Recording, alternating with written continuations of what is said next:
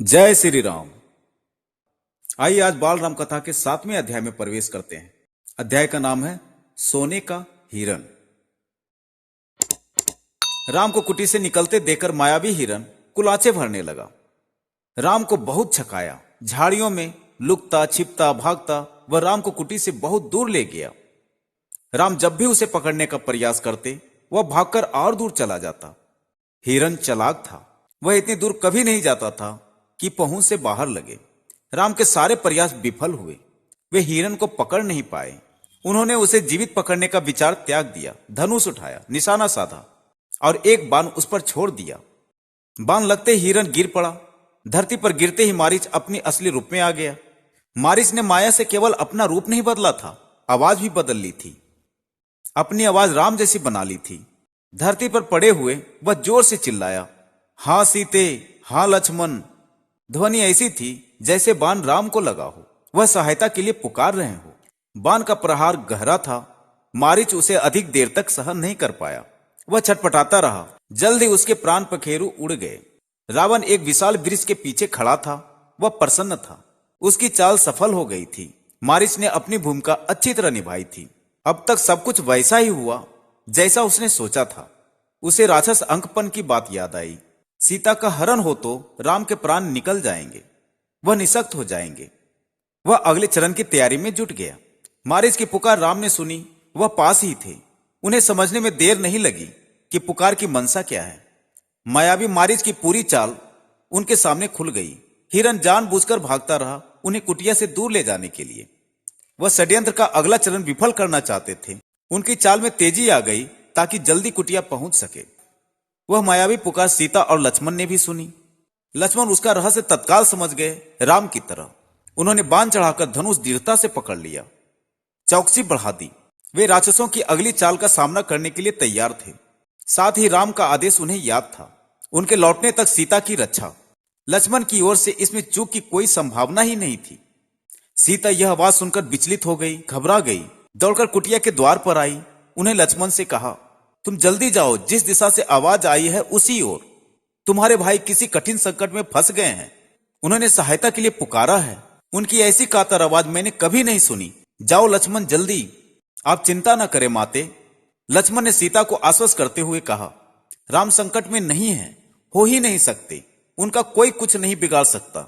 हमने जो आवाज सुनी वह बनावटी है, मायावी राक्षसों की चाल है, मुझे कुटिया से दूर ले जाने के लिए। आप निश्चिंत रहे, भाई राम जल्दी ही आते होंगे। सीता क्रोध से उबल पड़ी। लक्ष्मण का इस घड़ी में इतना शांत होना उन्हें समझ में नहीं आया। राम की आवाज सुनकर भी वे यहीं खड़े रहे, सहायता के लिए नहीं गए। सीता को इसके पीछे षड्यंत्र दिखाई दिया, लक्ष्मण की चाल। लगा कि लक्ष्मण राम का भला नहीं चाहते, उनके हितैषी नहीं है। चाहते हैं कि राम न रहे, मारे जाएं, ताकि राजपाट उन दोनों का हो जाए, उनके रास्ते का कांटा निकल जाए। तुम्हारा मन पवित्र नहीं है, कलुषित है, पाप है उसमें। मैं समझ सकती हूं कि तुम अपने भाई की सहायता के लिए क्यों नहीं जा रहे हो। सीता ने यहां तक कह दिया कि कहीं वे भरत के गुप्तचर तो नहीं है। सीता की बातों से लक्ष्मण को गहरा आघात पहुंचा। उनका हृदय छलनी हो गया, पर उन्होंने पलटकर उत्तर नहीं दिया, संयम बनाए रखा, सिर झुकाकर सब चुपचाप सुन लिया। वे सीता की पीड़ा समझ पा रहे थे। केवल इतना बोले, हे देवी, इन राक्षसों का छल है। खरदूषण के मारे जाने के बाद वे बौखला गए हैं, किसी तरह हमसे बदला लेना चाहते हैं। आप उनकी चाल में न आए, वे कुछ भी कर सकते हैं, मुझ पर विश्वास करें, राम को कुछ नहीं होगा। सीता का क्रोध और बढ़ गया। क्रोध में आंखों से आंसू बहने लगे। यह भी लग रहा था कि कहीं लक्ष्मण की बात सही ना हो। यह डर था कि राम से बिछोह ना हो। उन्होंने कहा, राम से बिछुड़कर मैं नहीं रह सकती, मैं जान दे दूंगी। हे लक्ष्मण, तुम उन्हें लेकर आओ। लक्ष्मण राम के लिए राम की आज्ञा का उल्लंघन कर रहे थे। उन्होंने सीता को प्रणाम किया और राम की खोज में निकल पड़े। लक्ष्मण के जाते ही रावण आ पहुंचा। तपस्वियों जैसा जटाजूट, वैसे ही वस्त्र। सीता ने साधु समझकर उनका स्वागत किया। रावण ने सीता के स्वरूप, संस्कार और साहस की प्रशंसा की। उसने सीता का परिचय प्राप्त करने के बाद कहा, सुमुखी, मैं रावण हूं, राक्षसों का राजा, लंकाधिपति। मेरा नाम लेने पर लोग थरथरा उठते हैं, लेकिन तुम सुंदरी हो, सबसे अलग हो। तुम्हारे लिए मैं स्वयं चलकर आया हूं, मेरे साथ चलो, सोने की लंका में रहो, मेरी रानी बनकर। सीता क्रोधित हो उठी, कहा, मैं प्राण त्याग दूंगी लेकिन तुम्हारे साथ नहीं जाऊंगी। मैं राम की पत्नी हूं, वे महाबलशाली हैं, तुम्हें उनकी शक्ति का अनुमान नहीं है। तुम चले जाओ, नहीं तो तुम्हारा सर्वनाश हो जाएगा। रावण ने सीता की बात अनसुनी कर दी, खींचकर उन्हें रथ में बैठा लिया। सीता प्रयास करती रही पर रावण के चंगुल से मुक्त नहीं हो सकी। स्वयं को असहाय पाकर वे विलाप करने लगी। हाँ राम, हाँ लक्ष्मण पुकारती रही। रावण का रथ लंका की ओर उड़ चला। मार्ग में वे पशुओं, पक्षियों, पर्वतों, नदियों से कहती जा रही थी कि कोई उनके राम को बता दे, रावण ने उनका हरण कर लिया है। गिद्धराज जटायु ने सीता का विलाप सुना। उसने ऊंची उड़ान भरी, रावण के रथ पर हमला कर दिया। वृद्ध गिद्धराज ने रथ छत विछत कर दिया, रावण को घायल कर डाला। क्रोध में रावण ने जटायु के पंख काट दिए। जटायु अब उड़ नहीं सकता था, वह सीधे धरती पर आ गिरा। रावण का रथ टूट गया था, उड़ान नहीं भर सकता था। उसने तत्काल सीता को अपनी बाहों में दबाया और दक्षिण दिशा की ओर उड़ने लगा। सीता को लगा कि अब संभवतः उनकी कोई सहायता नहीं कर पाएगा।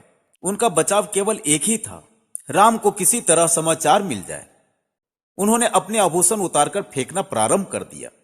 आभूषण बानरों ने उठा लिए। उन्हें आशा थी कि बानरों के पास ये आभूषण देखकर राम समझ जाएंगे, उन्हें पता चल जाएगा कि सीता किस मार्ग से गई है। रावण ने सीता को आभूषण फेंकने से नहीं रोका। उसे लगा कि सीता शोक में ऐसा कर रही है। कुछ ही समय में रावण लंका पहुंच गया। वह अपने धन वैभव से सीता को प्रभावित करना चाहता था। उन्हें लेकर वह सीधा अपने अंतःपुर में गया। राक्षसियों को सीता की निगरानी करते रहने को कहा और बाहर निकल गया। थोड़ी देर में वह फिर लौटा। सीता को घूरते हुए उसने कहा, सुंदरी, मैं तुम्हें 1 वर्ष का समय देता हूं, निर्णय तुम्हें करना है। मेरी रानी बनकर लंका में राज करोगी या विलाप करते हुए जीवन बिताओगी। सीता बार बार रावण को धिक्कारती रही, राम का गुणगान करती रही। रावण को क्रोध आ गया। तुम्हारा राम यहां कभी नहीं पहुंच सकता, तुम्हें कोई नहीं बचा सकता, तुम्हारी रक्षा केवल मैं कर सकता हूं। मुझे स्वीकार करो और लंका में सुख से रहो। पापी रावण, राम तुझे अपनी दृष्टि से जलाकर राख कर सकते हैं। उनकी शक्ति देवता भी स्वीकार करते हैं। मैं उस राम की पत्नी हूं जिसके तेज और पराक्रम के आगे कोई नहीं ठहर सकता। तेरा सारा वैभव मेरे लिए अर्थहीन है। तूने पाप किया है, राम के हाथों तेरा अंत निश्चित है। राम की इतनी प्रशंसा सुनकर रावण कुछ चिंतित हो गया। उसने सोचा, खरदूषण को मारने वाला अवश्य शक्तिशाली होगा। उसने तत्काल अपने 8 सबसे बलिष्ठ राक्षसों को बुलाया, कहा, तुम लोग पंचवटी जाओ, राम और लक्ष्मण वहीं रहते हैं, उनका एक एक समाचार मुझे मिलना चाहिए। दोनों पर निगरानी रखो, मौका मिलते ही उन्हें मार डालो। उधर सीता को पाने के लिए रावण ने अपनी योजना बदली। उन्हें अंतःपुर से निकालकर अशोक वाटिका में बंदी बना दिया गया। पहरा कड़ा कर दिया गया। राक्षस राक्षसियों को स्पष्ट निर्देश थे, सीता को किसी तरह का शारीरिक कष्ट न हो, इसके मन को दुख पहुंचाओ, अपमानित करो, लेकिन सीता को कोई हाथ न लगाए। रावण ने सब कुछ किया पर सीता का मन नहीं बदला। वे बार बार राम का नाम लेती थी, शेरों के बीच हिरनी की तरफ बैठी रहती थी, डरी सहमी, रो रो कर दिन काट रही थी। सोने के हिरण ने उन्हें सोने की लंका में पहुंचा दिया था। यहां से उन्हें राम ही बचा सकते थे। इसी के साथ यह अध्याय यहीं पे समाप्त होती है। अब मिलते हैं अगले अध्याय में। जय श्री राम।